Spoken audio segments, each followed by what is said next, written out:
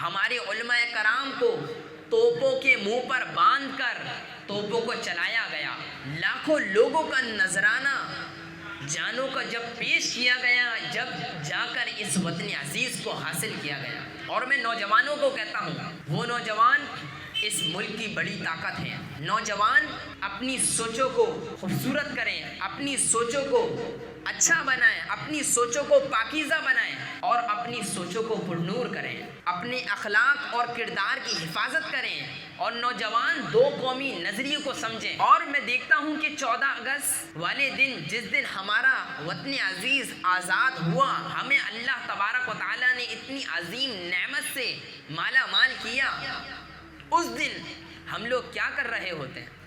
میں دیکھتا ہوں باجے بجا کر، گانے سن کر اس رب عظیم کی اتنی بڑی نعمت کا شکر ادا کر رہے ہوتے ہیں۔ ارے یہ کون سا طریقہ ہے شکر ادا کرنے کا؟ ایسے شکر ادا نہیں ہوتا، ایسے شکر ادا نہیں ہوتا کہ شراب نوشی کو عام کیا جائے، ایسے شکر ادا نہیں ہوتا کہ بدکاری کو عام کیا جائے، بلکہ شکر اللہ رب العزت کی حمد و ثنا کرنے سے ہوتا ہے، شکر درود پاک پڑھنے سے ہوتا ہے، شکر نوافل ادا کرنے سے ہوتا ہے۔ پاکستان کا مطلب کیا؟ محمد رسول اللہ صلی اللہ علیہ وآلہ وسلم۔ اور کون ہے ہمارا رہنما؟